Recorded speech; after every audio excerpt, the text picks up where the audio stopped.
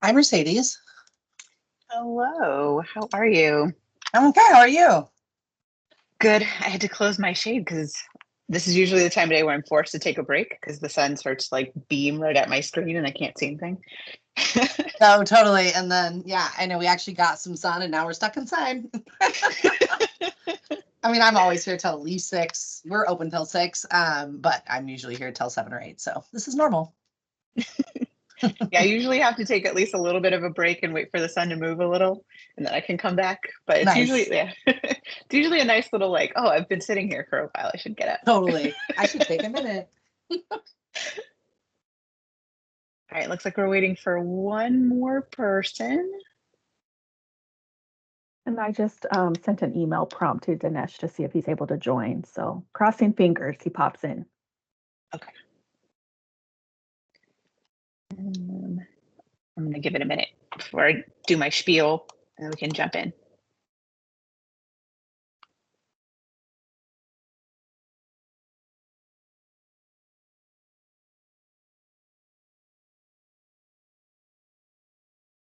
Hey. Hey, I'm so sorry to be a little late. Thank you so much for being here. Really appreciate it. Yeah, absolutely. How are So folks? yeah, not too Good. bad. How about you? You know, it's been a full day already, but I'm happy to see you all and be here. Like the Yes, full thank year, you. I feel like we can say at this point, right? It's like fiscal year end, graduation season. Everybody slams. Lots of things. Yep. All right. So this is our prioritization setting subcommittee. Thank you both for being here, Tamara and Danish.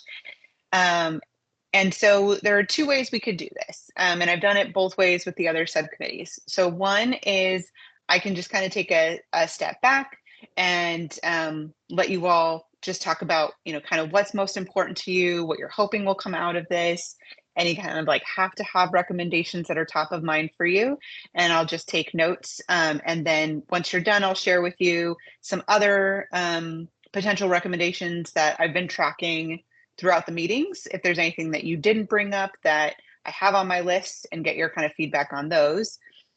Or I can start with my list, go through the things I have on my list, get your feedback on those. And then at the end, if there's anything I didn't bring up that you have on your mind, then you can add. So really kind of depends on like, do you have a list you want to go through and I want to prioritize that? Or do you just want to hear what's bubbling up as we're doing these meetings?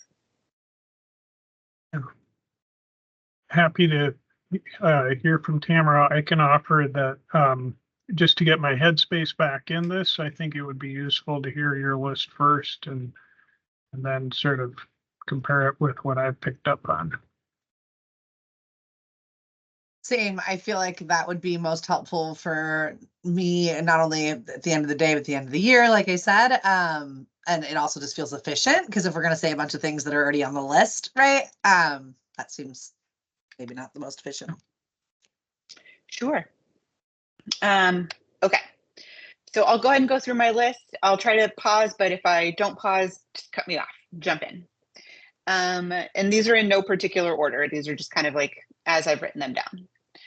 So one of the first ones is one thing that we definitely heard is that most of the departments, the staff are using the DAS materials. So the handbooks, the templates, the training materials. So one recommendation is to have a nonprofit stakeholder group partner with DAS to go through and do a review of those materials and identify opportunities for updating for relevancy, build more shared and common language, kind of review that training material that's done with staff to see if there's a way to include how to offer technical assistance, because one of the things we heard is almost everybody does technical assistance or can, but it's kind of like you have to request it. So if as an organization you don't know you can request it, then you might not be getting access to something you may need. So ways to offer those and engage in TA, kind of like when organizations might be hinting that they need that, but they don't know to specifically ask for technical assistance. How that training supports writing mission and value aligned outcomes, how to establish effective partnerships, and just generally how to align how to better align with nonprofit business practices. Some of the comments that have come up on that one is like specifically engaging bookkeepers in that kind of conversation. So folks who are really hands-on with financials, since that seems to be a lot of the work. If there are ways for the training that's offered to staff to actually be open to nonprofits, so like that some staff get a chance, like is there a version of this training that's actually both for state staff and for organizations that might potentially be applying for funds, so that everyone's kind of getting the same information on how to use these different tools. And then have within that, making clear guidance to the agencies when an advance payment model is allowed, because it seems like they can use it. They don't necessarily always know when to offer it or if it's a good match for a certain type of program. So actually using some of those handbook and training materials and templates to create that guideline. Okay. This could also be used as a table for helping to simplify that grant language and reporting structure so that they're more consistent across agencies. So, you know, kind of looking at those materials and handbooks and templates, like, do they include grant reporting? Is there a better way they could include that? Just to improve predictability, upfront communication, and transparency. There was a request on like, and this was kind of connected to the training piece, was supporting more peer learning among grantees and contractors. Like, where are there spaces where it's not just the contract management staff that's meeting, but it's also the grantees who are able to be there and share kind of how things are going, where things are going well or not. There's another one here about making the grant window like 3 to 5 years as a standard rather than a 12 to 24 month standard.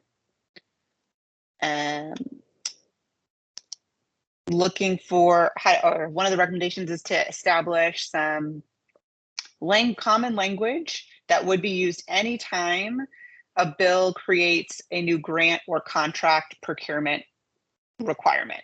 So trying to make sure that from the very base level that the legislation is not creating new structures every time a new one is proposed, but actually having kind of established language for what you put in there so that we don't end up with what I think we've seen is things that are actually grants being treated like contracts because that's what the legislation said, or vice versa.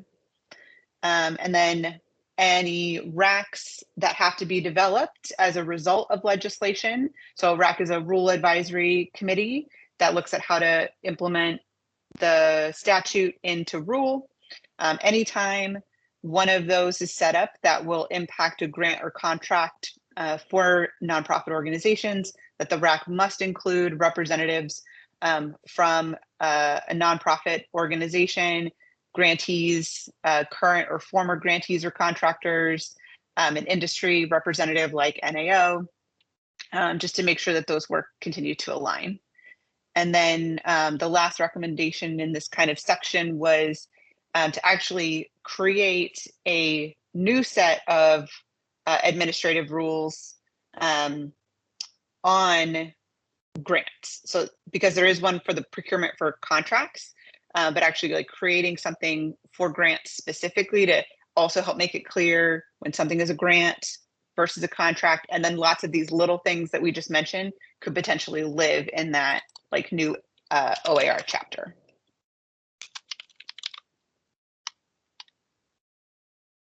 Any thoughts or anything coming up there before I jump into wages? I had a question on the handbook, the previous one, if that's okay. So when people were saying, I just want to make sure I'm understanding this correctly. When people were saying they wanted, you know, staff using the same handbook materials and that being available, and then you kind of launched into the TA, are people saying that they want more physical handbooks? No, I think what this was looking at was that DAS already has a handbook Right. on procurement and grants, and to just have a nonprofit stakeholder group look through that and look for potential improvements to it. And some of the improvements to it might be recommendations on training. On the TA. Okay, that makes sense. Sorry, as we're both snacking because, you know, it's 5. So I turn my camera off for a second, but we should normalize that we have human needs. Agreed. I asked that question because it's been a trigger for me, and I actually appreciated Dinesh, you having a snack. I was like, okay, we can just turn this camera on. I've had an experience with one of the state. The reason I asked this question is because I've had an experience with a state grantor that basically was like, always just saying like, just look in the handbook. And it was like a 128-page document that I read when we first got the grant. But like reading it every time, there was no hyperlinks, right? You couldn't just like link to the section you were looking for when you were doing reporting. So that's why I asked, which might be a later comment, but I just kind of wanted to flag that because that has been like a personal trigger for me where I'm like, well, I don't know what kind of time y'all have at the state, but we don't have time to thumb through 128 notebook with a poorly done, table of contents and or glossary. So that's why I asked, but carry on, please. No, that's great. And I think there might be another type of recommendation that gets at that a little bit, but no, I think that, I'll get to it later about like publicly available information, but I think that that's well said, right? That like the handbook has to also be user friendly. Along those lines, Mercedes, maybe it sounds like this was kind of one category. Can you just give me the category headings, and then I'll know whether or not to jump in with a question here or wait until. Yes, and I will say, as I get more feedback, the headings mean less and less. Okay. But yeah. But this first one was contract language. Yeah. Okay.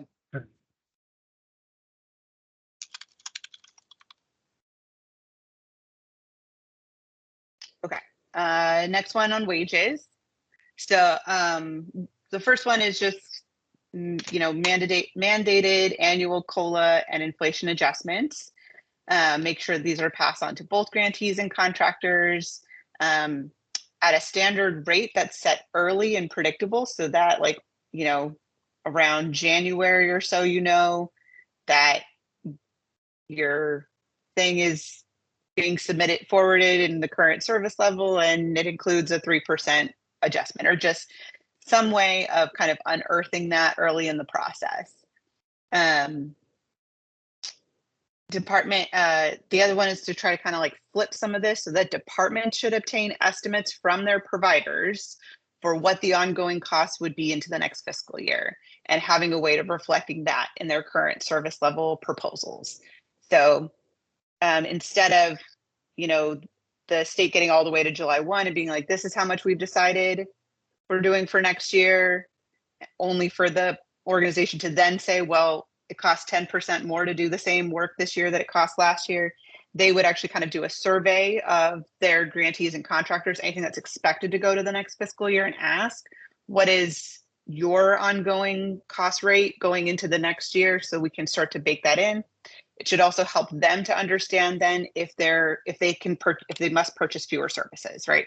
So if they get that kind of information back and they're building their budget, they're like, well, we purchased 100 units of service last year. We're only going to be able to afford 80 units of service this year unless we request additional funds. So it gives the departments more reality in their budgets to kind of introduce that process of obtaining some estimates from their providers before going into the final stages of their budget process. There was definitely like needing to figure out how to get to actual cost of outcomes to be part of the calculation. At the very least, someone said if a funder is not going to fully pay for cost of services, they need to make that clear. They need to make it explicit that this is not a fund that will pay. And that should come with a reduction in reporting and control. So if they're not going to pay for the full amount of services, then they can't also control, 100% control the referral line, for example. Like, you have to give if you're not going to give, essentially. Right. I love that one, by the way. I think that's really very important for the way the state does their contracting oftentimes, where it's like, oh, you choose if you want the full year, even though we're awarding you late, or a partial part of the year, and then you're still held to the same standards no matter which choice you choose. So that rings really, really true for me. Okay.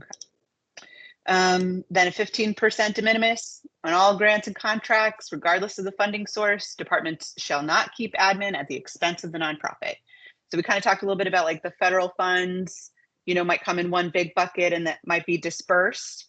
and it's fine for the department to take an admin, but not at the expense of their subcontractors. So they need to figure out how to get their costs covered within that and still allow for 15%, at least a 15% of what's being subgranted to still be allowed for admin. So there's math there, but just to say that the departments can't keep it at the expense of the nonprofit partner. And then this Sorry, one, can I ask one quick question on that one? I was like, that was the pause. I was supposed to grab it. You made that very clear at the beginning. Thank you for that. On the de minimis, is that's just saying that's the de minimis. We're not excluding those that have a higher federally indirect negotiated rate, or are we? I said that wrong, but you know what I meant. Indirect cost rate agreement. Oh no, absolutely not. If people still have their NICRA, like that's what stands. So this is just for anybody who doesn't have that and who is getting the minimum. Okay, great. Thank you.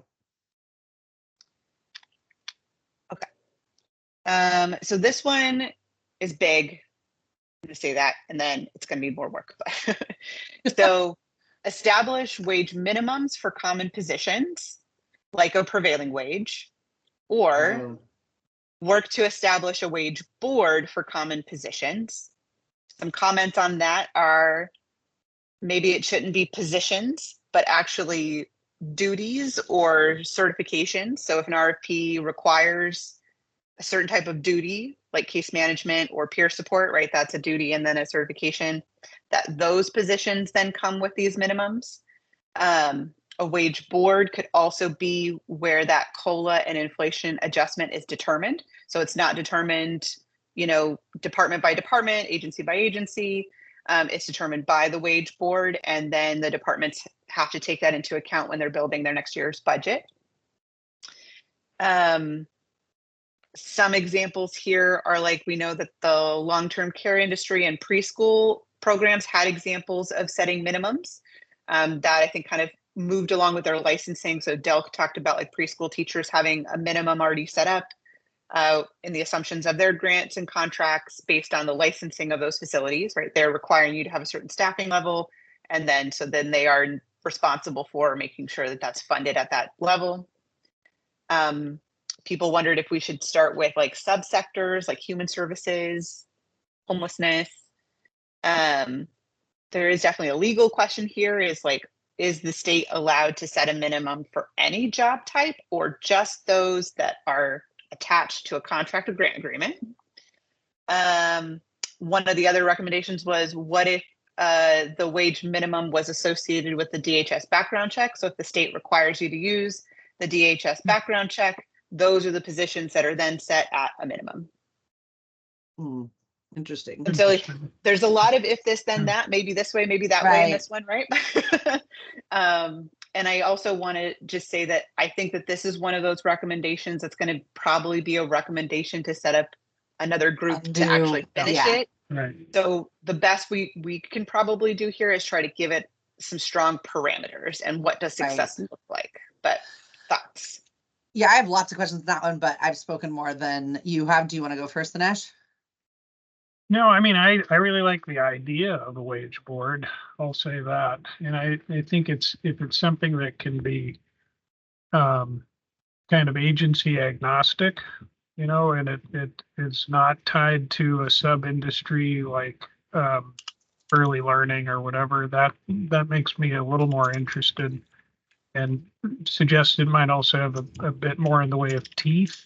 If it gets too bifurcated by OHA or ODHS, I worry about that kind of falling apart. So it would be a fairly powerful body that could set direction for a wide range of agencies. I don't know if there's anything analogous to that right now, but that would be kind of a cool step. So anyway, it grabs me as a really cool thing. The only thing I think really analogous is probably like Foley, right? And the construction prevailing wage, because that covers a ton of different position types and duties and bodies of work. It is only triggered when there's certain funds put into the project, right? So it's connected to the funding source. rather than the work, which kind of goes back to that. Are we setting standards for job types or just for state money being spent on certain types of work? Yeah.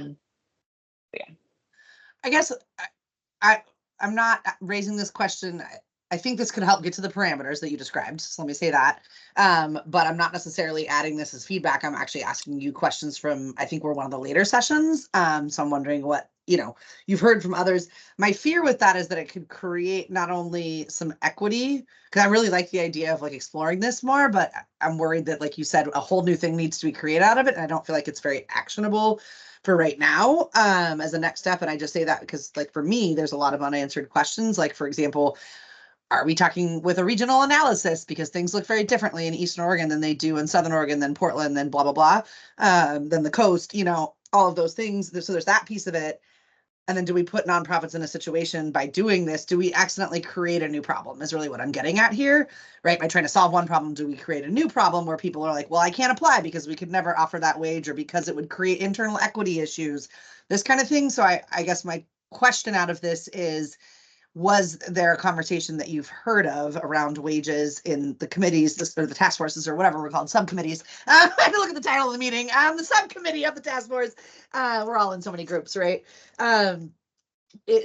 Around like doing more like an HR style wage analysis to give people, and you let, for example, people have to make progress on an analysis that's already been done. If let's say they're starting in the negative, I'm trying to get to a place, not to be punitive, but to say, like, how does this actually help nonprofits, or could this hurt some nonprofits? I want to make sure we're not preventing people that would otherwise offer services from doing it to get to that greater good, if that makes sense. So that's why I was wondering, like, is there any conversation within what you've heard in subcommittees around, general analysis, so that here's something that I think would be super helpful. If the state was saying, like, for all grant funded programs, we've done this analysis for you, and they made it a minimal lift. And now you have this data, so you know where you stand statewide or in your region or whatever. That to me feels like almost the step prior to the one that I'm hearing be described. But I'm just curious if other groups have talked about that or anything to that effect. Not really, except that Helen mentioned that is kind of the work that NAO got a grant from Meyer to do. Oh, okay. Was to kind of bring us some baseline, like how are nonprofits, how nonprofit employees being paid compared to for-profit or public sector work of the similar level. So that is hopefully actually a presentation we might be able to get in July. So that'll give us that kind of baseline, like how far away are we actually talking, right? Like how big of a jump would it be to just say that you shouldn't pay our staff any less than you pay your staff, right? Like how much money are we asking for if we're doing something like that? Yeah, okay, so that's helpful. Yeah, so that's data that we could potentially have. I would say on the other piece that you mentioned, this hasn't come up in the conversations, but there's been some like real world examples. So the Portland Clean Energy Fund in Portland comes with a minimum wage of like $26 an hour for bodies of work, right? And so our organization, like many others, were like, love it. And also, what about all the other positions that are not paid for by this funding source, right? But I think what's actually happened is it's given us then the ability to go back to other funders and say, look, we're going to start raising the wages on these, which is going to increase the cost of this contract, because based on Oregon pay equity law, we can't pay these people less than we're paying someone else. And we have now essentially market adjusted this position to meet this minimum requirement. And so it could result in like pressure on other funders who might be, currently purchasing services or supporting programs, right? And I don't think there's a way to eliminate that, right? Because you can't just have people pay differently because of different contracts, right? But hopefully what it does is, because I think the hope is that what it would do is that it puts it back in the funder's plate of like, how much do you really want to do this work? Right. Can we scale this together over time? Can we be partners in doing that? or are you out, right? And you don't Yeah. really want to do this anymore. Yeah, it's like a trickle down. Yeah. Well, because one of the things I think that did come up in a meeting, right, is that like we also have a minimum wage, and there's no requirement that the state give you a large enough grant to even cover a minimum wage.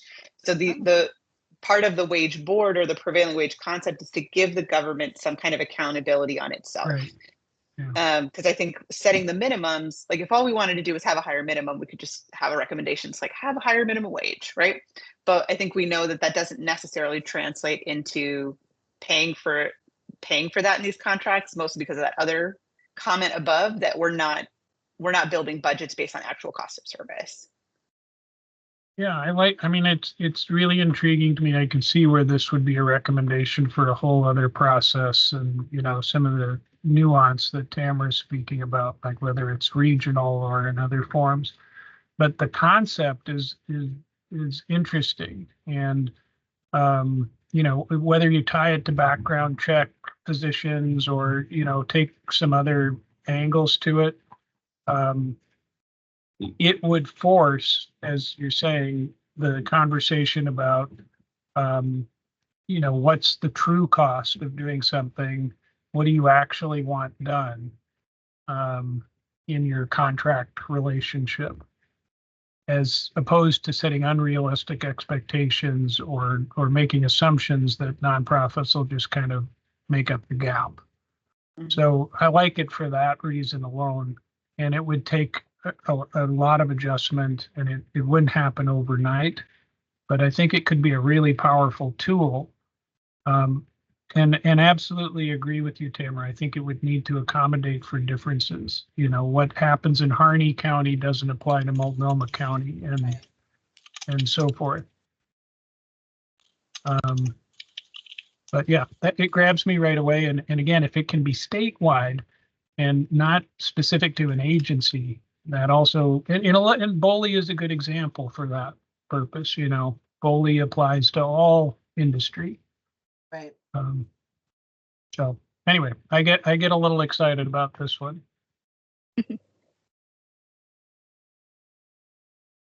Any other thoughts or comments on that one before I move forward? Well, maybe the only other one is to say that, putting out some big whopper idea like that,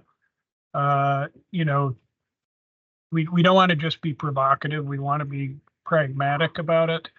And so, to Mercedes' earlier point, that we want to set some parameters around this, but I don't think it's the goal of this task force to figure it all out. So I think that's a bit of work, is to set those parameters. Yeah. And I think what's great is that after we have these kind of smaller conversations, right, we'll get to have like then the big group conversation, and then be able to prioritize like how specific would we want something like this to be versus how much of a research, like starting from research and kind of building from there. Do we think it needs to be? And I think it's just debatable, right? It's hard to say. Okay. Next section is uniform application.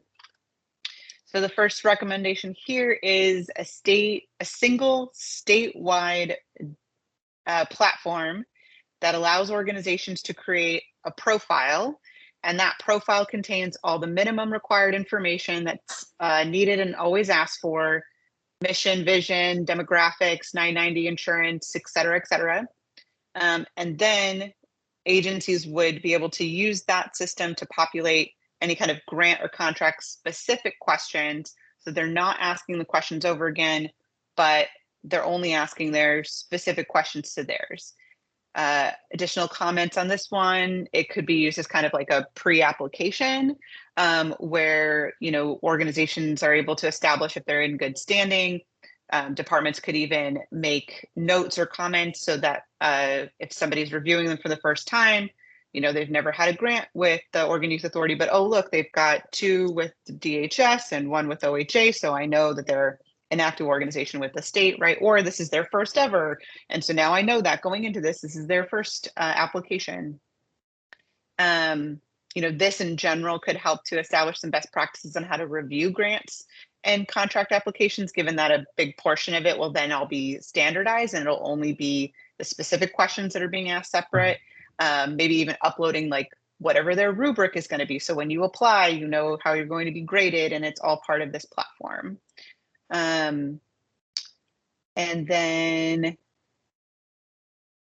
that the last note I have there? Yeah, so that's it.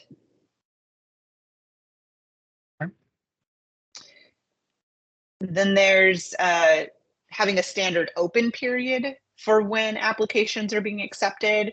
So we heard a couple of departments saying like, or agencies saying like 30 days, some as much as 50 days. You know, so how do we maybe create a standard open period so that regardless of where you're applying, you know how much time you have to apply, knowing that there might be shorter or longer timelines on the agency side for their procurement review and approval process. Like if they want to shrink the timeline on their end, they can, but that they give organizations a standard open window. And then shifting or creating a program year that is offset from a fiscal year. So with the fiscal year going July to June, what would it look like to say that the program year is equal to the calendar year, January to December, so that when the legislature is funding something new, they don't have unrealistic expectations that it's going to begin July 1, but they have clarity that it will begin January. So if they want a full, year of funding, it's not just funding it in that fiscal year, they need to fund it into the next fiscal year as well. Otherwise, it will only be 6 months worth of programming. And actually creating the standard so that when you fund a single year of program, half of it is in one fiscal year, half of it is in the next fiscal year, or into the biennium. And that would also allow that if a program was defunded, they would have 6 months of runtime to run down. Right. Maybe this will be covered later, but in terms of uniform time frame for payment, is that covered someplace else? That's in my next bucket. Yeah. Okay, great.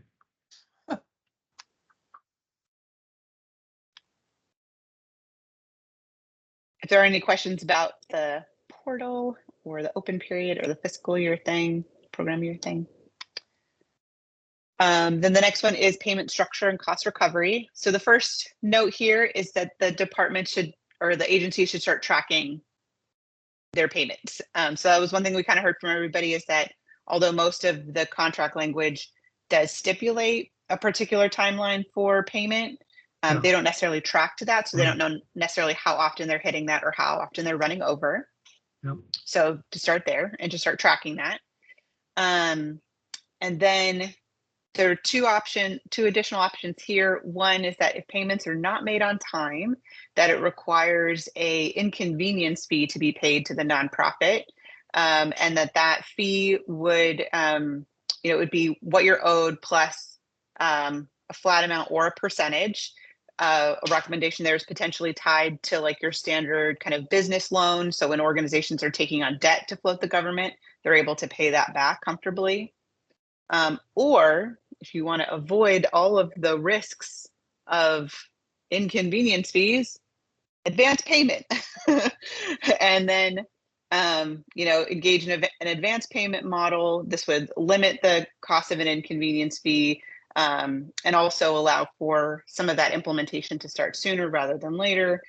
This would be more of a shared risk model with the organization. So because it would require the organization either pay back funds if they don't have enough services to attest to the amount of funds they were paid, or to render additional services without additional payment.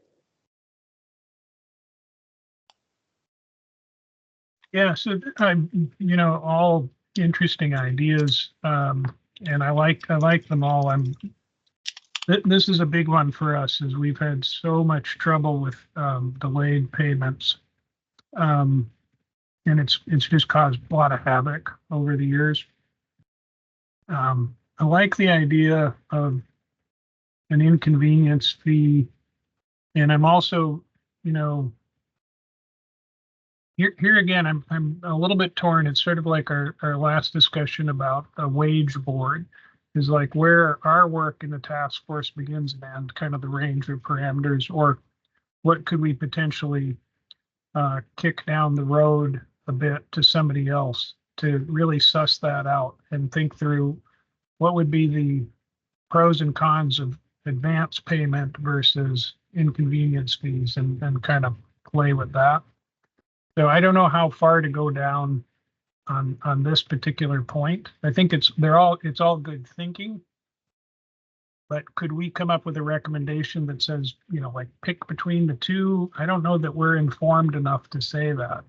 I think it would require some analysis. Yeah, I would agree. I would say I think these are kind of a pair, right? I think because everybody is on a reimbursement-based model, they're not Right. going to change that overnight. So instead, you know, if you want to keep your reimbursement-based model, here are some sideboards to try to make this more workable for nonprofits. Try to introduce some accountability on the state side for making those payments on time. Or alternatively, because the departments, it sounds pretty clear that they're able to use a different payment model if and when they choose, if and when an organization asks. Seems very unclear when they use a different payment model. But if they want to avoid the risks associated with not making payments on time, they could evaluate with that nonprofit partner an advanced payment model. And so I think part of it is it keeps it as an option. It's an option today. It would be an option in the future, right? But it would also create more parameters around what to do if you're not being successful with a reimbursement-based model. And then I think I mentioned at the very top, if we were to create a new chapter of OARs for grants in particular, then when to use an advance payment or how to assess an advance payment is appropriate would probably live in like that kind of document. And whether or not, and I don't think we would be able to create that, right? Because if you're Right. creating a whole new set of chapters, you actually probably need a rules advisory committee. And so there would probably need to be like a whole process to establish even what that new chapter is. But what we could do is say a chapter should exist that includes you know, these rules and guidelines. Yeah, that's true. I mean, I'd be down with that. But yeah, and I will say also, it's just like I love the idea of eliminating reimbursable grants. I mean, I'm just, you know, there's something very appealing about that. But you know, maybe that's a transition. Maybe it's a stepped process to getting there. So. And is this just on like disbursement of payments, this subject area, to kind of, I guess, the previous point around the different groupings? Yeah. Okay. Because I had a question or a possible comment around the multiple systems required to get payment. Would that be inclusive in this bucket or in a different bucket? Oh, please add it here. Yeah. Okay. I just want to make sure I'm clear before I waste everybody's time. So I don't know. I assume you've both used EGMs at some point. And I'm sure you're also aware, if that's the case, that some of the state, you know, funding sources require that you input the exact same information into EGMs that you also input into your quarterly narrative report. And if they're off by 1 penny, then that results in a delayed payment. And I totally understand some of the reasons why we have to do it in both, but in my experience, it's unnecessary work on the part of the nonprofit to make it easier for the state, and people at the state will tell you it's to make it easier for us. And I'm like, do your program people not talk to your finance people? Because we don't have that luxury in order to get within the exact same penny, right? Like, and so I just bring that up to say, like, to me, that is like such an archaic system that like we have to enter the same information. And I remember one particular reporting cycle, for whatever reason, I had to upload, I think because of the timing and when everything was due, I had to basically do the same form 3 or 4 times before it was uploaded and you know, and my finance person had to do it, I think, at least twice. And we didn't have any errors. It wasn't because we were inaccurate. I don't remember the specifics, but I'm just bringing that up to say, like, to me, that's like multiple steps, and I'm sure that's just one example of others of like can we just have one simple system where financial information is placed, not two that must match? It's like an extra test, right? Mm-hmm. Yeah, and I think the only other comment that came up around that one is that like sometimes your contract will be approved, but then you're not in the system. And so now you're turning in like half reports because you can't turn them into the other system, but you also won't get paid until you're in Right. both systems. Yeah. Similar kind of deal. How do we avoid that? Okay, so we don't want to submit duplicative information for both financial and program reporting for the same documentation.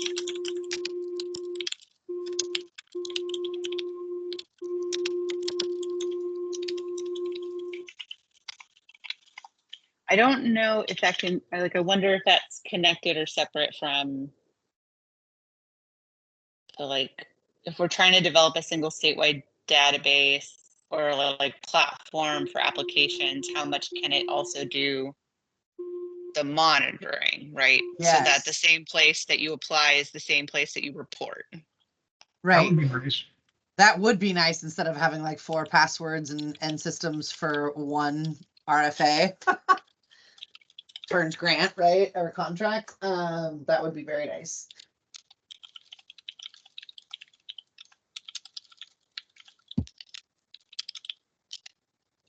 Okay. And maybe it's obvious, but there's kind of a through line in these recommendations so far. You know, it's like common system, aligned system, shared system, or even approach to it. And I'm just reflecting a little on that, part of that would require culture change outside of some of the mechanics. So if we can get to that at some point too, it's almost like a different ethos. And so the systems, as you know, are only as good as kind of whether or not they're used or if people are bought into them. So just holding that thought out onto the side. Right. No, I think it's a really good point because one of the things that we heard in the presentations is that several of the agencies are, buying their own Right. grant application and monitoring platform, right? That's reflective of their needs, their desires, their vision of success, Quirks.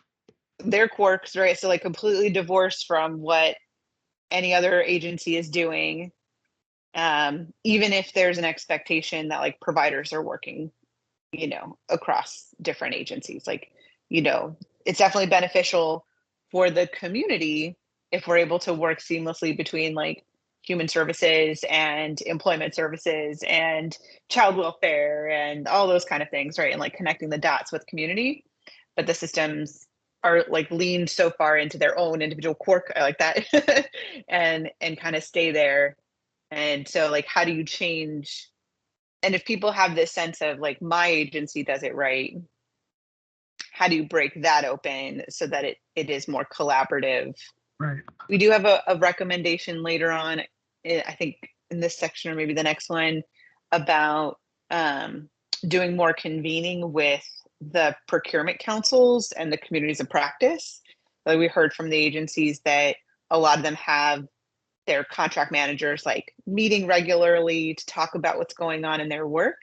And then we learned from Debbie at DAS that the managers of all those people also have their own meeting, but like all of the contract managers don't necessarily meet with each other. Like their bosses meet with each other and might share some of these kind of stories and information, but the contract managers themselves aren't necessarily meeting across department, right? So like that might be a way of a place where you find opportunities for these culture change as you get people out of their department a little bit, meeting people who are doing the work that they're doing too. Right. No, and you even mentioned it, I think, earlier when we were talking about contract language, peer exchange among nonprofits too, right?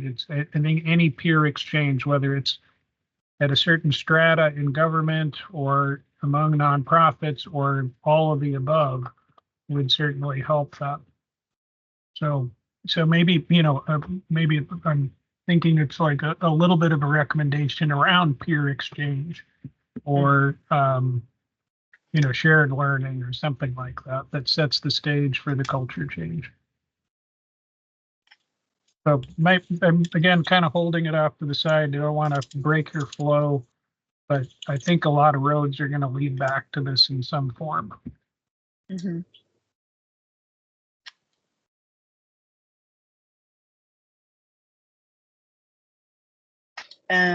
Okay, let's see what's next.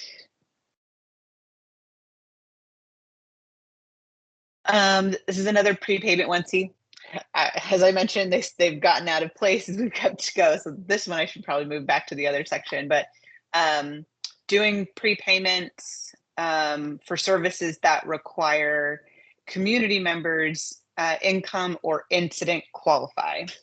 So if like the state is already saying all of these people are qualified for like the employment related daycare program, there really is no incentive to delay payment then to daycare providers, right? Because you're already deciding who's qualifying for this, and so you want it available immediately.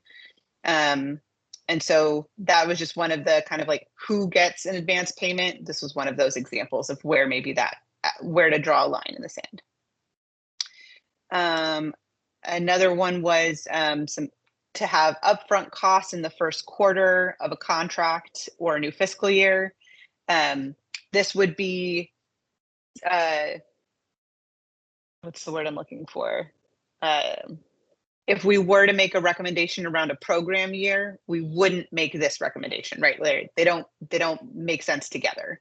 So if we're shifting the program year to be offset from the fiscal year, then there's no need to have the upfront payment at the beginning of the fiscal year because your contract already runs through the first 6 months of the fiscal year. And you're getting paid for that first 6 months, waiting for your contract amendment during those 6 months. So then, I mean, the hope is that if we're giving everybody 6 months to do amendments or new contracts, that there shouldn't be any delay at the beginning of a program year. So these are kind of like, maybe these don't go together. So maybe it's more of like a preference of like, do we want to push for something very different, like a program year, or just state that like at the beginning of the fiscal year, the first quarter is paid out July 1 to all of your ongoing service providers. And then you have to do your work of your contract amendments or any updates for the fiscal year, instead of waiting to try to do that, hoping your providers keep doing work for free. And then when you get it done, then back pay them. Yeah. Okay. Oh, this is the one about the ham. Oh, no, go ahead. No, I was just going to say it may be also that another piece to come back to is like what would potentially be a strategy around graduated change. So in the same example, the example used before is like, folks that you're going to pay, make payment available immediately. That's one way to move us a little forward on advance payment. Be clear on who can receive advance payment. And that might be like another track for recommendations, is like, let's take these incremental steps, but eyes on the prize here is we eliminate reimbursable grants or whatever it is, and I'm getting ahead of where we are, but it may be a way to make it a little more palatable.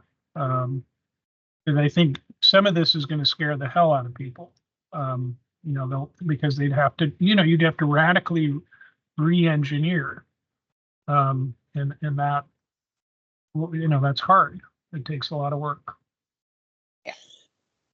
No, I think that's a good call out. Like, how do we recognize the amount of time it has taken for things to get this complicated, right? And then trying to undo that will probably not happen faster than it was created. Okay, so then the next one, this is the one I was thinking of, Tamara, when I mentioned like I had something else about like kind of the handbook type stuff, which was require any guides to be public facing. This would ideally include any templates or any instruction material that's given to organizations after approved for funding, so that they would have to be published ahead of time so organizations know how to engage, how and what they're allowed to negotiate for, how to access the technical assistance, how to problem solve and escalate payment issues. So part of this was thinking like that there are clearly these understandings internally for the agencies about like what terms are negotiable in a contract. Like they know what's negotiable and what's not. We don't. So how do they make that public? And how do they take some of these guides that they give to their staff and make them public so that both nonprofits and contract managers are starting with a level of the same understanding of the process. Also on this one, people were asking like clarity. So in addition to like how to resolve issues or ask for TA, one of the other things was when funds are allowed to be moved between different line items. That also seems something that's fairly inconsistent. Sometimes you can move things between line items, sometimes you can't. And so just making it very clear when that is an allowable request from you as the provider.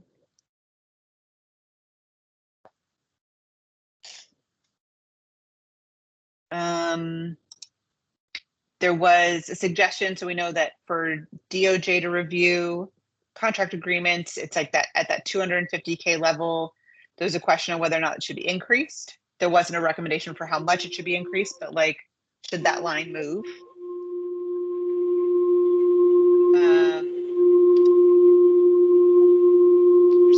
Is that you, Danish? Is there like a horn behind you or something? I know, Nope. I hear it, but I don't know where it could be coming from. I'm like, is that on my end? Oh, I can mute. See, I don't hear it here. Oh yeah, maybe it's a fan or something in your office. It's just like a low hum, but yeah, when you muted, it went away. It did, but I also turned down my speakers, although I don't have anything on the speakers Is it except for back? YouTube. You notice it now? Oh, No. okay. Well, I'm happy to mute if you notice it again. I'm here by myself, so there's nothing.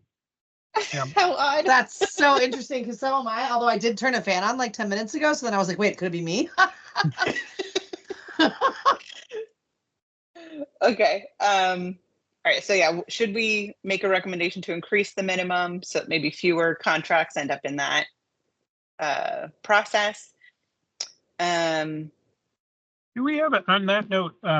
I feel like we had some information at one point about, like what's the median for the contract size? Like how many actually go to DOJ? Do you remember offhand? Like what's the percentage? It's got to be. I don't remember. Yeah. Yeah, I don't remember how many, but we did ask. So it should be in some of our documents. So Okay. That is a knowable piece of information that I think we can find. But that feels like, to me, that's a great example of could be a relatively quick fix. You make that change and you say instead of 250, it's going to be $1 million, and then you eliminate, I don't know, a bunch of time and energy. So I like that as a potential low-hanging fruit.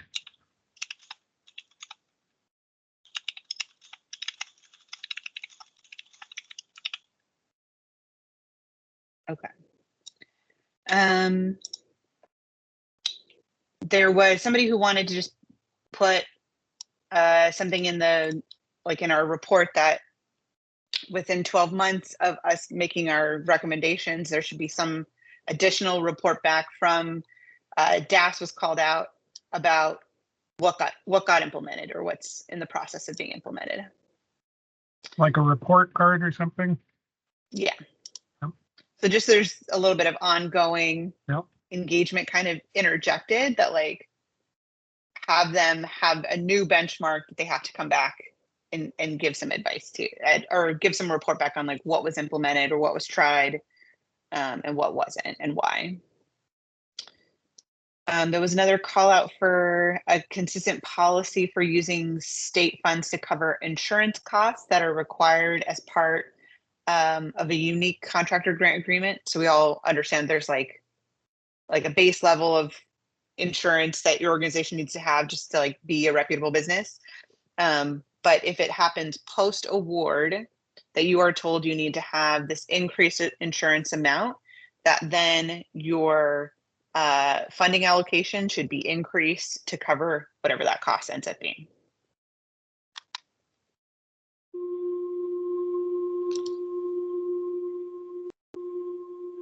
Then this I mentioned already was the procurement councils or community of practice across agencies, like having them meeting. And so I put in here a little note around this being a place of setting a stage of culture change and understanding these new kind of processes and impacts.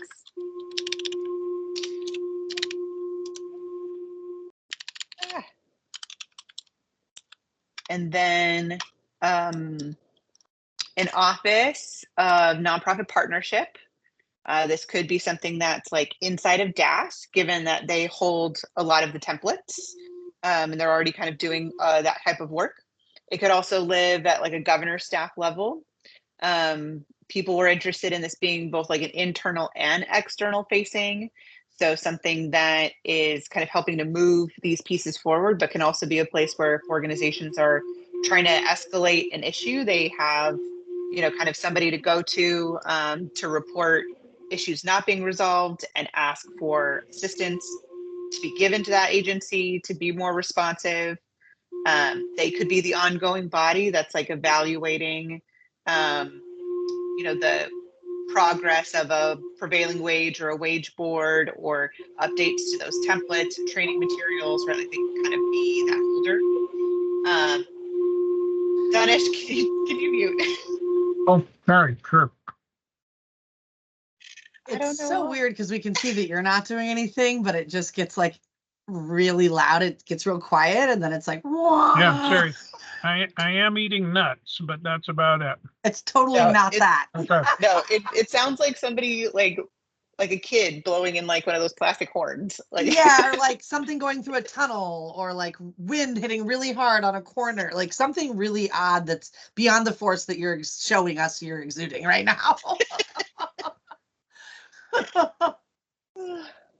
Okay, last one. So kind of separate from the Office of Nonprofit Partnership, or at least one of the recommendations we got on that one was that it would be important to show how this investment would also result in some cost savings and best practices, because we don't want to just like spend more money on this. We actually want to see improvements, right?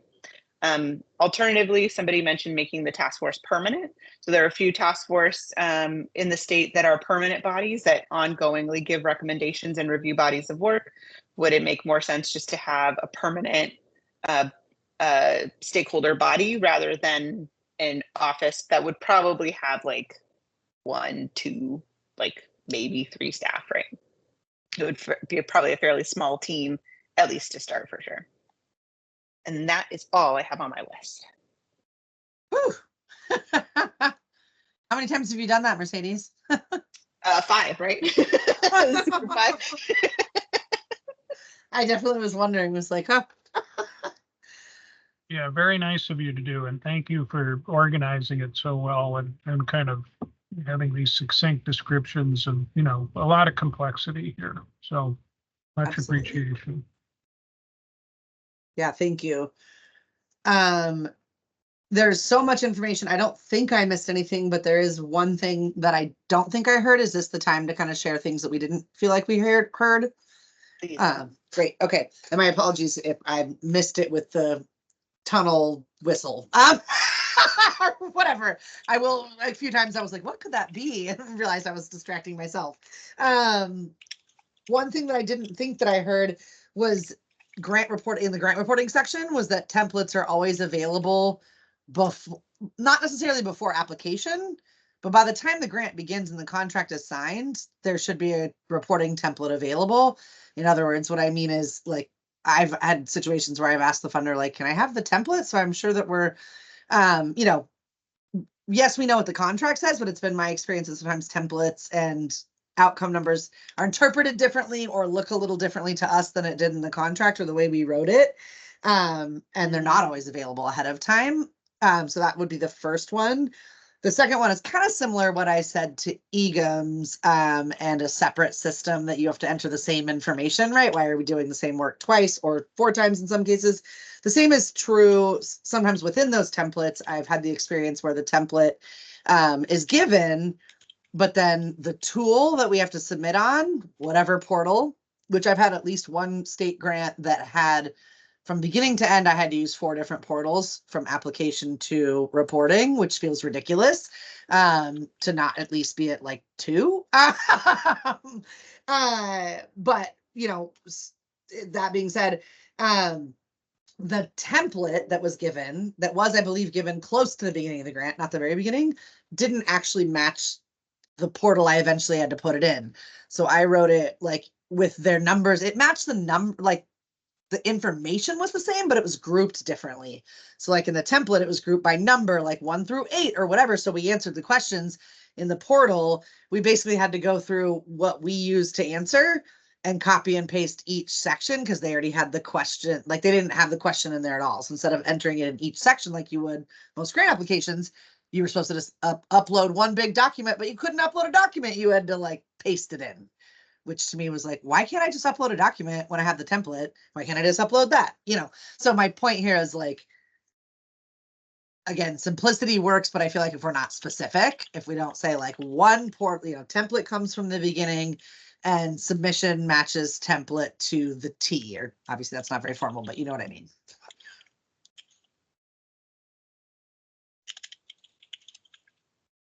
I feel like that is just such a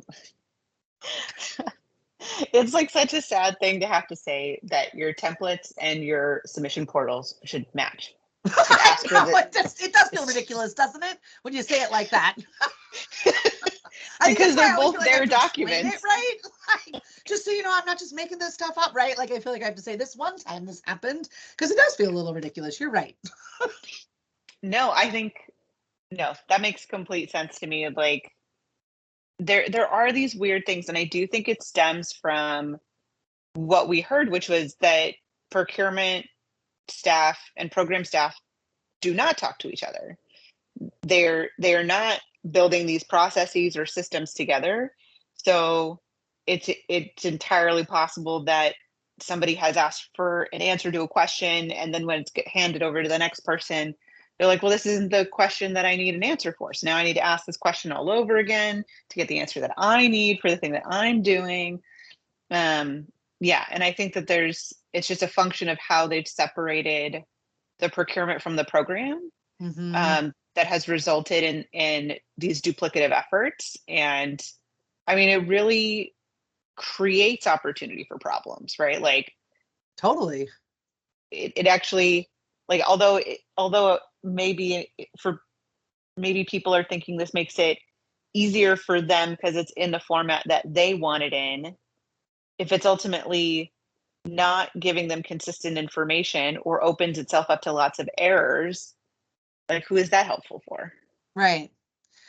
Well, and maybe this is in the same vein, and I want to be cautious that I never want to solve one problem by creating a new one, as I brought up earlier, but I wonder if in some ways it's as simple as, do procurement people need program people as buddies or liaisons, right? Like we would have with our finance team, which I know is much better than like work with whoever's available. It's like, it would be best if we work with somebody consistent. Could they do that kind of match between offices and procurement point people? Because I know for a while they were really short staffed in procurement. So I don't know what that looks like, but I mean, again, I don't want to oversimplify it, but sometimes it kind of feels like it's become so overcomplicated. If we tried to just keep it simple or simplify. Mm-hmm. Yeah. If you can hear me, maybe I'll tag on a little bit to that. So I'm going to take a little bit of a tangent here. I think, there's in everything that you shared, there's good ideas. These are good recommendations. And in some respect, I think we want to identify maybe almost like our top priorities, things that would make a lot of difference, maybe in a short period of time, to then fuel momentum for subsequent changes, because some of these are going to be gnarlier than others, right? So that's why as we're going through, I was sort of thinking, okay, well, I don't know, but I think it should be a relatively easy fix to get DOJ to up the amount from 250 to something else, as an example.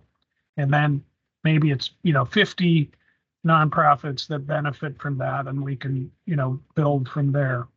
So there's that kind of track. It's like how to package this in a way that creates the momentum and the stamina to go the distance for all the changes. And so my mind is a little less on the particulars and more around the grouping. Like, how could we group them in such a way that it says, do this first, it's strategic, and it'll lead to other actions. So that's one thought. The other we talked about is a little of culture change, is getting the right people together to talk with each other and learn from each other on a regular, ongoing basis. And the regular, ongoing basis is the hard part. Doing it initially is the easy part. You pull people together, they come with good intentions, but it peters out. So how do you build in some mechanism that requires that?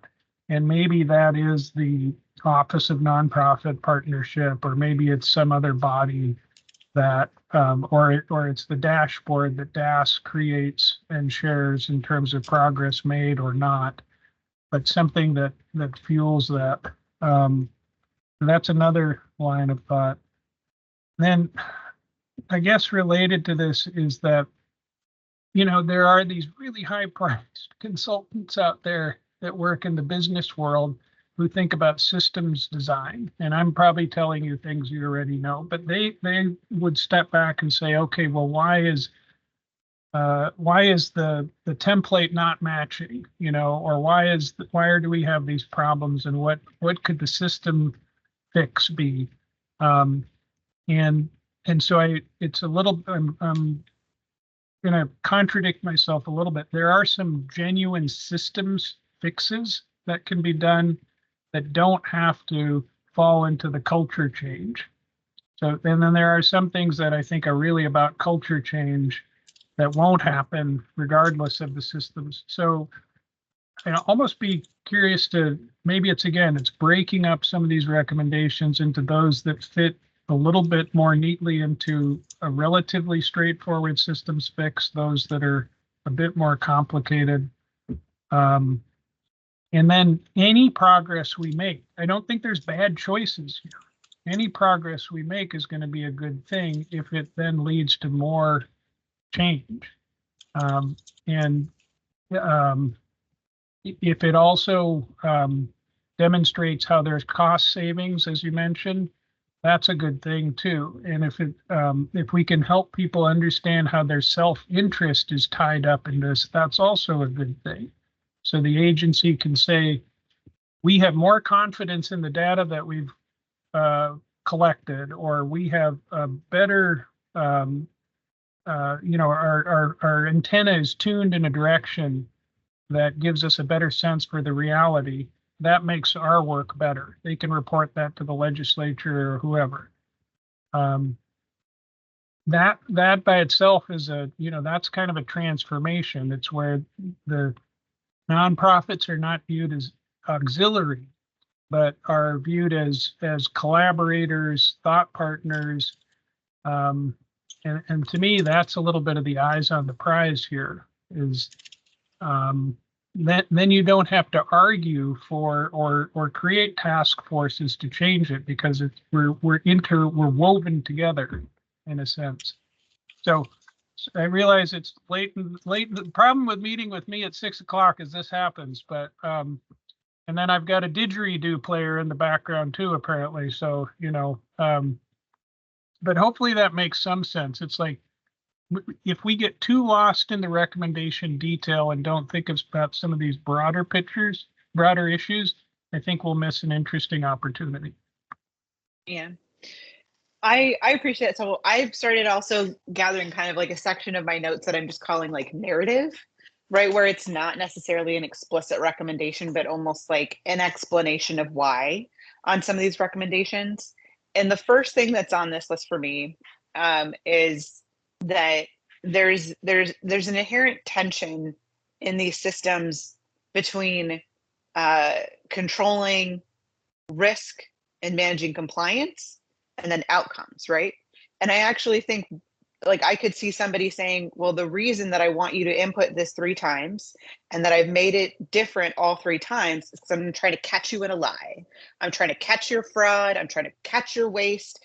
And if you are doing something wrong, you're not going to be able to implement something 3 times and have it be consistent. That's how I'm going to catch you, right? And so I'm disincentivized then from eliminating any of those redundancies from my system, because I think I'm protecting the state, right? I'm protecting the interests of my agency by making sure that every penny is accounted for. And the moment you have a penny out of line, I know to go hunting for your fraud, right? Like, it has been said in, like, some of these meetings, there's clearly a pervasive fear of fraud. And so part of that is that where is the incentive to achieve outcomes? Because it does seem, and speaking of saying these a lot, Amy has heard me say this stuff over and over again. But, like, there's definitely this feeling of, if everybody in the community is, like, still dealing with the same issue, right? Folks are still homeless. Folks still don't have winter coats. Folks are still not getting food, but none of the nonprofits violated any of the terms of their contracts. None of the nonprofits spent money that they weren't supposed to spend, and none of them spent it in the way they weren't supposed to spend it. This is a success. And that feels like that's what the system has been set up to do. That is a categorical success in this process. And we need to figure out a way of reintroducing outcomes as necessary to defining success. And I think we have a lot of friends there. Like, I think legislators care about outcomes. I think all the contract managers care about outcomes, right? Like, I don't think there's anybody in our task force who's like, I don't care about the community, like all of the staff who are there, right? Like, I think it's actually that these systems are working against our desire to have this interwoven, interdependent, stable, structured safety net for our community. Like, that is clearly what I feel like everybody wants. These systems are not created to achieve that. And unearthing that a little bit, I think, might actually spark some of that culture change. I think it's why some of the agencies are doing really creative things just in their agency, because they feel like they have found that need to do that. It's just not something that's being led in that larger, broader way to change these underlying processes. So more like a people thing. Like, as a person, I care about those outcomes, but my systems are still requiring me to search for the one thing on your receipt that's not supposed to be there. And that is a successful day for me when I find it, not, talking about the outcomes as much or the achievements in community as much. And shifting that around, putting those outcomes, achieving outcomes at the top of the priority list, I think is the hardest, but it's the thing that'll cascade into making a lot of other changes. Yeah, no, that makes it resonates well with me. I think it's also maybe my little quibble with what you offered is that I don't think that's just a narrative point. I think you can come up with clear, demonstrable recommendations based on what you're saying, and so we can provide that as an overlay. Like at the end of the day, this is what it's all about. It's achieving outcomes for all Oregonians, making sure that we're serving people in the way that we want. But in order to get there, there are some specific changes that are required. It's that ongoing regular attention. It's the peer exchange. It's the systems changes, culture change, all those things that we talked about. So actually coming up with some specifics on those gives it a tangibility, and it's not just a theoretical concept. Mm-hmm. And then the last thing I'll say around your kind of questions for like kind of stair-stepping recommendations, quick stuff, long stuff, that's going to be the bulk of our discussion in June. So I would say definitely bring those thoughts on, like, what do you think a stair step kind of looks like? How would we decide which things feel like a smaller step versus feel like a bigger step? Unfortunately, it seems like what we've heard from the DOJ representative on our task force is that the longer list of questions that we submitted that were really about kind of legal viability of our recommendations, we're not going to get answers to those questions. So we're going to have to kind of guess a little bit around legal viability for some of these things, which is unfortunate. But I think if we kind of develop, my hope is that in the June meeting, we develop a really strong sense of how we feel comfortable prioritizing things, and then start testing it and going through a couple of these and be like, okay, so this is how we've defined what a short-term win is. Does this fit? No. Okay, so then this one's going to be a long-term one. That means that any long-term one should have 2 steps to them. So what's the first step of this one, right? And really start kind of breaking those down a little bit more.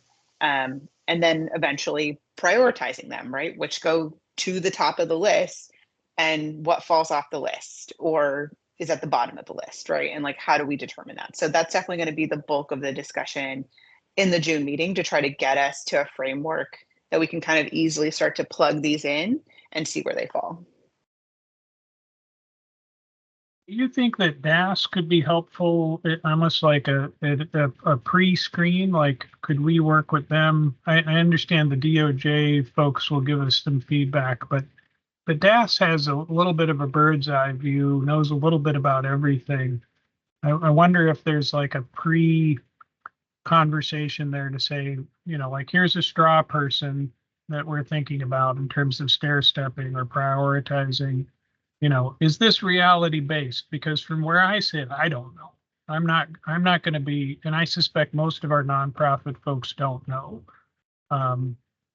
So it might be a way to save us a little bit of time to get to the recommendations. Yeah, I mean, I think not just DAS, but we do have the benefit of a pretty large complement of folks from different agencies who are coming to the task force. So we could definitely, as we're kind of grappling with something and saying, so this feels like, it would be a little bit of an easier step. Can we get a temperature check from some of our agency representatives in the room? Would you agree with that? Are we way wrong? You're like, that's the hardest thing I've ever heard in my life, or does it feel like it's maybe within range of something that could happen, either administratively, or if you were legislatively directed to do this, how heavy of a lift does it feel for at least what in your division of the department, right? So I think we can definitely use the other folks at the table to help us gut check those things.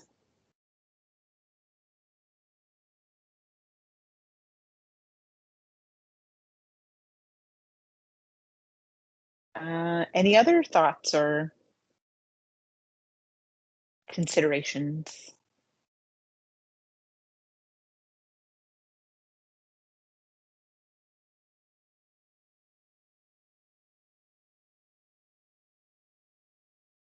Maybe just it came up a couple times in our conversation, is where the work of the task force begins and ends, and what might be passed to a new task force or some other group. And maybe, so as we were talking about it, it gets a little bit to the what's within our reach and what's sort of longer term. So perhaps we could superimpose that question on the stair stepping too, and sort of say, outside of the task force, somebody else has got to pick this up, or the task force continues in perpetuity or whatever. Mm-hmm. I'm not adding a new thought here. It's more just to say, in the limited amount of time that we have, what can we do? Yeah, and I think even that's helpful for me to think about, once we start going through the recommendations, kind of what order makes logical sense, and does it actually make sense to begin with? Let's pick a road. Are we saying that DAS is now responsible for this body of work, and we want them to have to do additional reports to the legislature over the next 24 to 72 months or something? Do we want this office of nonprofit partnership? Do we want to just say the task force should be updated for another year or two, and pick one of those, so then we have our vehicle for our ongoing body of work? Yep. And then because that's for me to think about how to sequence our even reviewing the recommendations. So maybe we start, that's kind of the last one. Maybe we start with the last one and start working our way through the others. And I think a big thing for me is like, I'm also trying to figure out how to couch this whole conversation in which of these recommendations get us higher wages. Because at the end of the day, that was the main kind of like push for the task force, right? Was to make sure that we're changing things in our underlying system, because changing those things results in better long-term capacity in organizations to deliver these services. And some of them I think are very obvious. They're aligned from like, you know, pay me on time, and it makes it much easier for me to create a sustainable growing payroll, right? And then there are other things that might be harder for somebody who's not in the weeds with us to be like, why does having a public facing template help you pay people better, right? And so like us thinking through that as well is like, where does that recommendation then live? How detailed is the explanation of that to help us make those cases and keep tying it back to the ultimate goal? So that was a really helpful piece of feedback there. I need to now think about what order am I doing? I shouldn't do it in this order. I got to do it in a different order. It's great, and I think it gets a little to what we were talking about. You know, it's like it is in a sense kind of coming up with our hierarchy of needs, our priority list, and you two can check me on this. Is like, I think if we had like 2 or 3 big rocks that we wanted to push, you know, like let's say wages is one of them, that's good. And then for me, any progress on any of the topics that we identified is going to be good. And so then I'm less concerned about what we pick and more how we sequence and organize it so it can continue on a path. And so I guess what I'm saying out loud is what would make me a little sad is if we wasted our time really trying to say, you know, here's, you know, let's go through every single thing and give it a ranking or something. Maybe we have like a soup of recommendations that fall outside of those 2 or 3 big rocks. And then it gets a little bit more into the pragmatic side of how to get this done. So I think I've made the same point a few times now, so sorry. No, honestly, I've loved these little subcommittees because I've gotten to talk with people and hear from people way more, right? Because we've been in just this like drinking from the fire hose, collecting all of the information, you know, so that we feel confident where we're standing. And so just getting to hear people's even stream of consciousness thoughts, like it's very helpful for me as I kind of keep figuring out how we winnow down until we get to the end, right? Well, yeah, I think fire hose is fair. With like some of the presentations, I'm like, I have a good attention, like ability to focus, but this we are like ramming through these. There's no other way though. At least that I know of. Yeah, I wouldn't have known that that there were even centralized templates that people were using. I would have thought they were literally making them up every single time sometimes. Like, so it's like helpful to know where that stuff lives and like being able to build off like, okay, there is good foundation here. Like we don't have to rebuild this. We just need to redirect it like that. Like those kind of unearthing those pieces of information, I think is really helpful when I think a lot of us are coming from a place of like exhaustion with some of these systems. Yeah. And so it's good to get that learning and like really understand where things actually are and where those opportunities, you know, have some solid ground to stand on. So, well, I'll call it for there. Thank you both for. Yeah. No, thank you, Mercedes. I mean, for all your work and I mean, stamina to get us to this place. Certainly appreciate your leadership. Yeah, truly. I would agree. Thank you for stepping. I know it's no small task. I can't imagine the amount of time you've spent. So thank you for doing it well and not just like, you know, doing it. You've done it very well. It's been very, very appreciated and helpful. Thank you so much. Hope you both have a great dinner. Okay, I'll talk to you thank soon. you. Thanks. See See you you. next week. Bye.